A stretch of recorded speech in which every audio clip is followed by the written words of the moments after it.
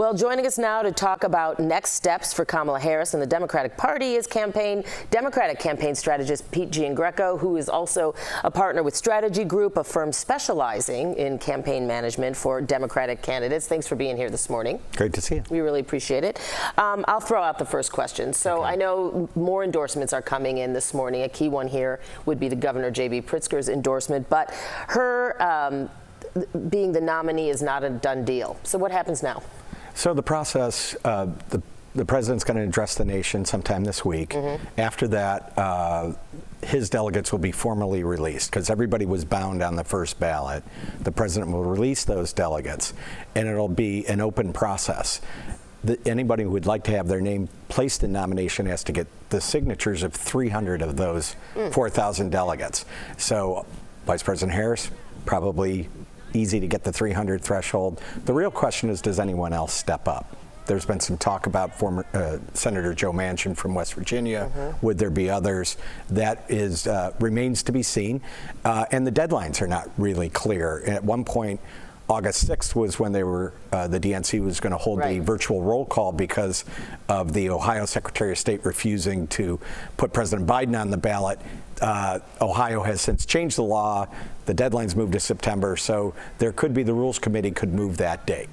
So speaking of delegates, she needs 300. What is happening behind the scenes right now for her to get those 300 and lock them in? Well, the Biden-Harris campaign has delegate trackers. They're people who are assigned to a state or two. I did that in 1988. I had that job, so did my wife. And you're in daily contact with the delegates. One would assume that a lot of that information gets flipped over to Vice President Harris, and that delegate tracking operation will start to begin their process. For everybody else, it's a mad scramble, and there's a real question of whether anyone really does step forward. So that's where we're in uncharted territory here. Okay, yeah, definitely historic, but then let me ask you this. I would imagine behind the scenes, from a strategy standpoint, the party does not want 2, 3, 4 challengers. They want to get this nailed down because every day, every hour is a lost opportunity to campaign, is it not? True. It's also true that 14 million Democratic primary voters went to the ballots. They cast their ballot. The 4,000 delegates or so represent those 14 million voters. So the party wants to have a small d democratic process, open, transparent, to pick a nominee. If nobody else stands up, then that's it. If someone does also get 300 signatures in addition to Vice President Harris, then there'll be a convention process. But you're going to end up with a nominee that had a small d democratic process. Okay. So we have less than 30 seconds left. Since you're a campaign strategist, we've got to ask you, if she does get that official nomination, what should be her focus in trying to rally the supporters now, the people, the voters? And how important is her VP pick? Yes. That's a lot in 30 seconds, I'll tell you. Do it.